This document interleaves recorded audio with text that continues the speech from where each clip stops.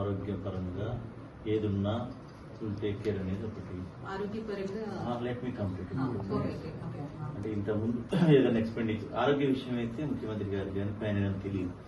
సేపటిగా service matters regulation లో వారికి కూడా ఉంటాం. మీరు అన్నట్టు కిందన పెట్టకపోవడం, ఫైల్స్ రకరకాలు ఉంటాయి మనకి తెలుసు. సిస్టమ్ లో కూడా వాడు కింద సూపరింటెండెంట్ పెడితేనే మనకు తెలుస్తుంది, లేకపోతే చివరి దాకా కూడా దానికి ఉండాలి పరిస్థితి వస్తుంది. సరే, అది పక్కకు పెడితే మనకి ఇప్పటి వరకు ఏదన్నా సరే ఈ ఆరోగ్యపరంగా ఏమైనా ఎక్స్పెండిచర్ అయినా కానీ government is ready to give.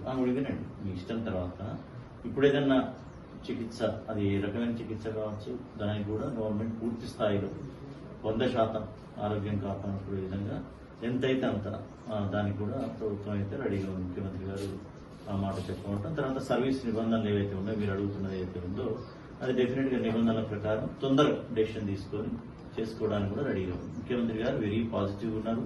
అంటే ఇక రావటం తెలంగాణ వారికి ఉండేటటువంటి ఇది పరిస్థితి, తర్వాత రాగానే మొత్తం ఇష్యూస్ సెటిల్ చేసుకోవడాలు, అవన్నీ total development and welfare activities, assurances, వీటిల్లో మీ తెలియదు కాదు మన స్థాయిలోనే ఇంత ఉందంటే రాష్ట్ర స్థాయిలో ఉంటుందని అట్లని మీరు విస్మరించిందా అది అనే ఉద్దేశం పక్కన పెడితే వారైతే ఫెయిర్ గా ఉన్నారు, పాజిటివ్ మోడ్ లో ఉన్నారు.